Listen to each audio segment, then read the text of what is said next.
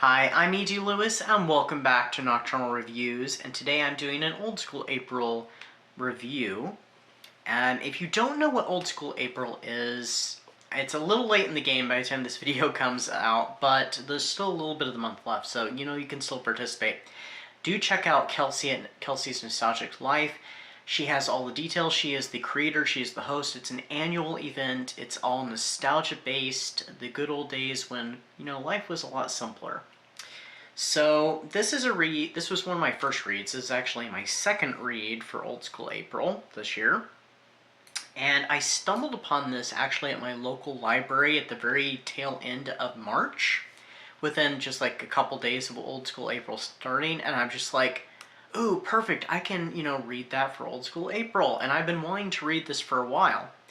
But unfortunately, it kind of became unavailable to me unless I wanted to order a copy of it because it's been taken off of ebook format along with its sequel. So I don't know when and if I'm going to get to read the sequel, but this is Buffy the Vampire Slayer, New School Nightmare, by Carolyn Nowak, I'm not sure. So this is a graphic novel. It's a middle grade, could be potentially YA, but I think more middle grade. This is a reimagining of the Buffyverse. So this is Buffy when she's in middle school. She's starting middle school. She's 12 years old. And she starts having, she's having nightmares about vampires. She's just moved to a new town. She's moved to Cleveland, not Sunnydale. So this definitely takes place in an alternate timeline. Not the Wish timeline, though, from the episode Wish from Season 3. Because this is in more modern day. I think this book came out in 2018. Let me double check that really quick. Yes, 2018, so it takes place in the modern time because there is modern technology. Like, cell phones, group chats, stuff like that, so. She starts her new school. She doesn't have any friends. She's already got a new bully who's a very Cordelia-like character, but her name is Melanie. And then Buffy ends up being put into library science for her last class of the day, and she's the only kid in that class, and is taught by the school librarian, Ms. Sparks, who in this reality is Buffy's watcher. And Buffy ends up finding out that she is the Slayer. She is the chosen one. So Buffy starts her career as the Slayer at a much younger age, and along the way she learns that she is, along the way she does gain a couple friends, a Xander figure and a Willow figure, not in that order though. But these characters are not Xander and Willow. I'll talk about that in a little bit. And there is a big bad that is in the city of Cleveland that is planning something big on a very specific date, and they have to find out when and where this is all going down. So this one is full of a lot of Easter eggs, which I absolutely loved. There's even a cameo appearance, not an official appearance, but a cameo appearance of Spike and Drusilla, which I thought was awesome. I'm like, yes, they exist in this universe. They do mention Dracula too, so that's another little Easter egg that Dracula does exist in this world. Ms. Sparks has some Giles moments, which I thought was great. They do mention that Cleveland is on a hellmouth, except for it's not called a hellmouth, it's called a heckmouth.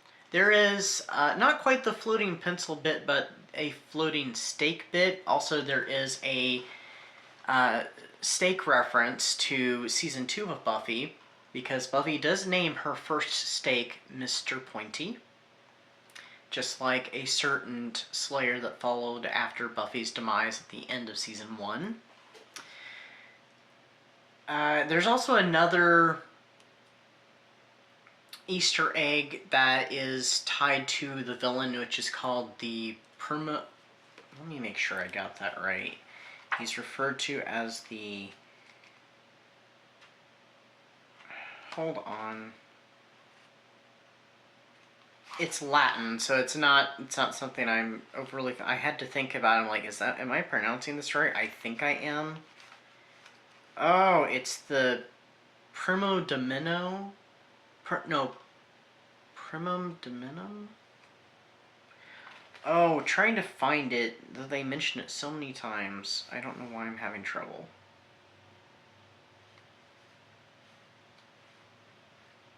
It's okay. We're gonna edit.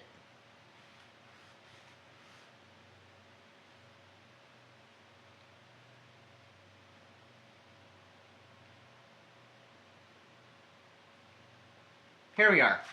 The Primum Dominum. So it's Latin. I forget what they said it's Latin for. I can't remember, but anyway. There is a Easter egg regarding that character. He is a vampire. All the villains in this are vampires, so very much like how the first episode goes about. And they also have other references, like to the mayor, you know, his last name being Wilkins, and like, oh, he could be the Primum Dominum, or Primum Dim. I see. It's. I don't know if I'm even pronouncing it correctly. And like I said, Buffy has 2 new friends in this. They are Xander and Willow type characters, but they are not. The Willow character is a witch. Her name is Seraphina, which made me think of the Buffy trilogy, the Next Generation trilogy by Kendara Blake, because there is a character in those books called Seraphina. Not the same character, though. And we also have Alvaro, which, if you're seeing this cover, spoiler alert about him, he's a werewolf.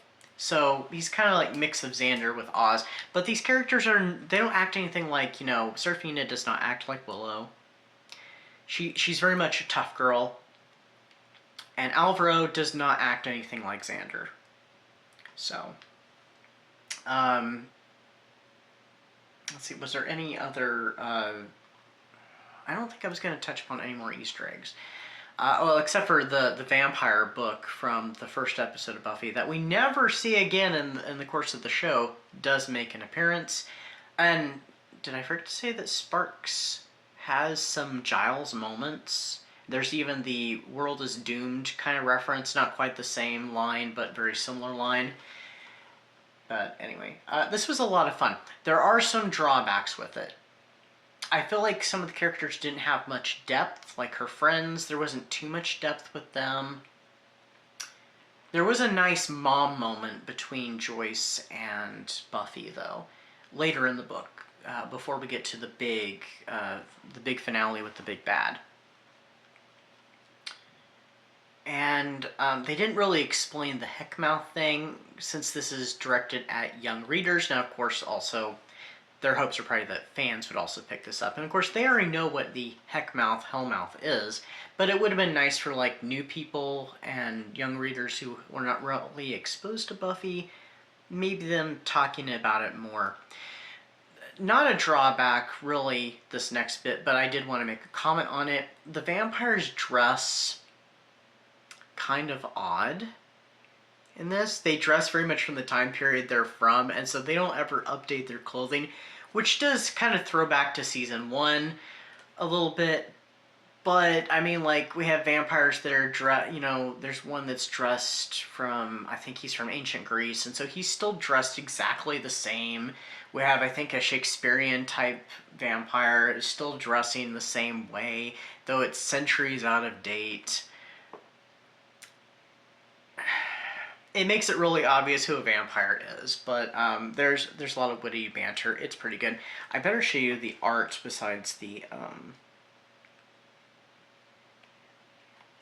here. Actually, I can show you this one because this shows.